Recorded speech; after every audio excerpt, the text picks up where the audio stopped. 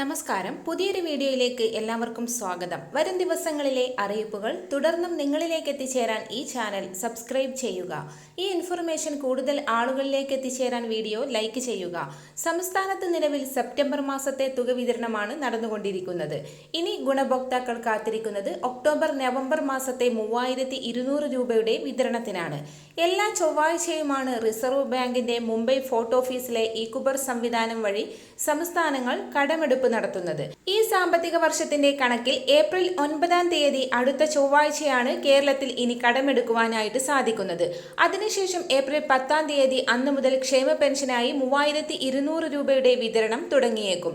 Bank അക്കൗണ്ടുകളിൽ pension ലഭിക്കുന്നവരിൽ ഭൂരിഭാഗത്തിനും അതോടൊപ്പം തന്നെ വീടുകളിലേക്ക് പെൻഷൻ ലഭിക്കുന്നവരിൽ ഒരു വിഭാഗത്തിനും വിഷുവിന് മുൻപേ തുക ലഭിക്കും.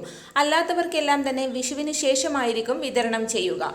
പുതിയ സാമ്പത്തിക വർഷം തുടങ്ങുന്ന ഏപ്രിൽ മാസം മുതൽ തന്നെ അതാത് മാസത്തെ ക്ഷേമ പെൻഷൻ കൃത്യമായി അതാത് മാസം തന്നെ നൽകുമെന്ന് ധനമന്ത്രി KN ബാലഗോപാൽ പ്രഖ്യാപിച്ചിട്ടുള്ളതാണ്. അത് പ്രാവർത്തികമാവുകയാണെങ്കിൽ ഏപ്രിൽ മാസം അവസാനം കുടിശ്ശിക ഉൾപ്പെടെ ഏപ്രിൽ മാസത്തെ 1600 രൂപയുടെ കൂടി വിതരണം നടത്തേണ്ടതായിട്ടുണ്ട്.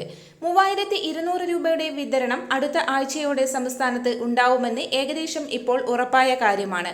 മസ്റ്ററിംഗ് പൂർത്തിയാക്കിയവർക്ക് മാത്രമാണ് തുക ലഭിക്കുക. കഴിഞ്ഞ മാസം തുക ലഭിച്ചവർക്കെല്ലാം തന്നെ വിഷുവിന് മുന്നോടിയായി 3200 രൂപയും എത്തിച്ചേരുന്നതാണ്. മസ്റ്ററിംഗ് ചെയ്തിട്ടും ചിലർക്ക് കഴിഞ്ഞ മാസം പെൻഷൻ എത്തിച്ചേർന്നിട്ടില്ല. എന്നാൽ അതിന് പ്രധാന കാരണം ഉദ്യോഗസ്ഥരുടെ ഭാഗത്തു നിന്നുണ്ടായ വീഴ്ച തന്നെയാണ്. ചില പഞ്ചായത്ത് സെക്രട്ടറിമാർ, മുനിസിപ്പൽ കോർപ്പറേഷൻ സെക്രട്ടറിമാരൊക്കെ അവരുടെ ഡിജിറ്റൽ സിഗ്നേച്ചർ നൽകി പുതിയ പെൻഷൻ പട്ടികയിൽ ആളുകളെ ചേർക്കുവാൻ വിട്ടുപോയത് കൊണ്ടാണ് ഇവർക്ക് പെൻഷൻ മുടങ്ങിയത്.